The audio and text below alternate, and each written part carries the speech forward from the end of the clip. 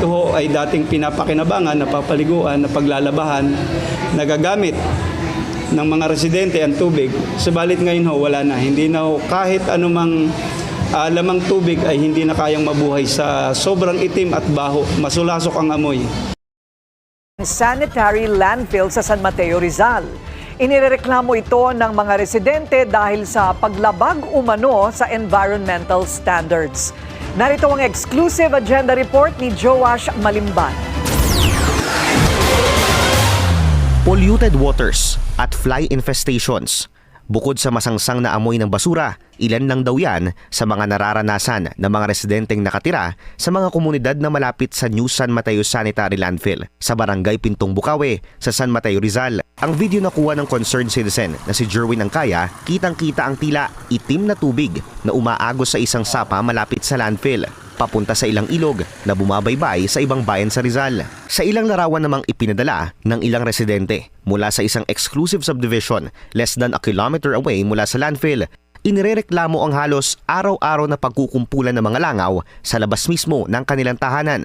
Bagaman sinabi ng legal counsel ng landfill operator ng International Solid Waste Integrated Management Specialist Incorporated na ipinatutupad nila ang mga required environmental safeguards sa landfill operations, taliwas umano ito sa nararamdaman ng mga residente.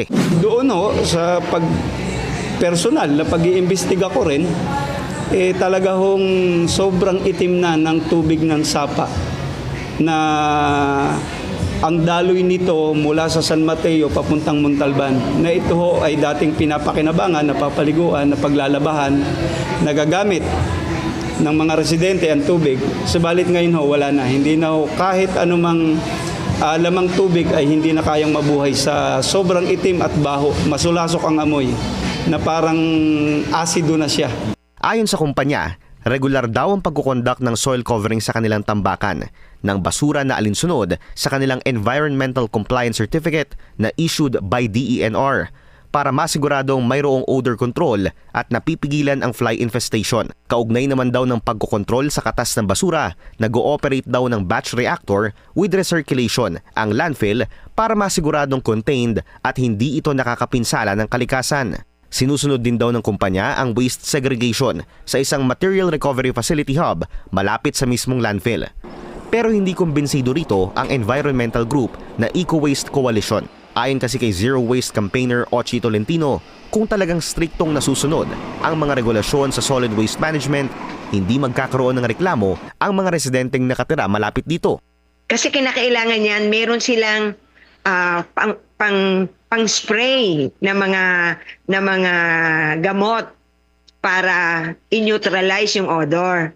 At kung yan ay na may soil cover, palagay ko hindi makakaroon ng walang amoy, walang langaw, walang daga, walang infestation. Dagdag ni Tolentino, kung kitang umaagos ang itim na tubig sa mga sapa malapit sa tambakan ng basura, posibleng hindi gumagana ang aniyay treatment facilities na ipinatutupad dapat ng landfill operator. Based on my experience, yung kulay black ha, na nakatas, ito ay leachate. Ibig sabihin, hindi nagwo-work ang kanilang wastewater treatment pond. Yung mga leachate na yon na pupunta sa treatment pond, ito ay ipoproseso at hindi ito pwedeng pakawalan hanggang hindi ito nasa standard para pakawalan sa ilugman o sa anumang any water bodies. Una nang iniulat ng Billionaire News Channel na tuloy-tuloy ang expansion ng New San Mateo Sanitary Landfill. Isang bagay na kinumpirma sa amin ng kumpanya matapos daw silang makakuha ng isang bagong ECC noong 2018. Tanaw na kasi ang mga basura sa landfill mula sa isang dinedevelop na subdivision roughly 100 meters mula sa tambakan. Una nang tinutulan ng Eco Waste Coalition ang pagkakaroon ng landfill sa lugar na ito dahil located ang area sa isang watershed noong late 2000s pa. Hindi rin daw maaaring maipagkaloob ang expansion project kung walang basbas ng concerned authorities tulad ng Sangguniang Bayan ng San Mateo. Sa pagpili pa lang ng site, dapat iyon ay hindi sa isang watershed area. Kasama yun hindi dapat Nakalagay yun doon. At ito po yung isang dapat ikonsidera. Once na nag-apply ang isang proponent ng landfill, dapat number 1 yon sa criteria ng landfill site sa RA 9003. Kailangan consistent sa land use, sa comprehensive land use plan ng LGU na kanilang magiging venue ng landfill. Kasi pag-a-apply pa lang nila ng ECC, iyan ay requirement na yan eh. Requirement yun. Yung certification of no objection at saka yung resolution from the LGU.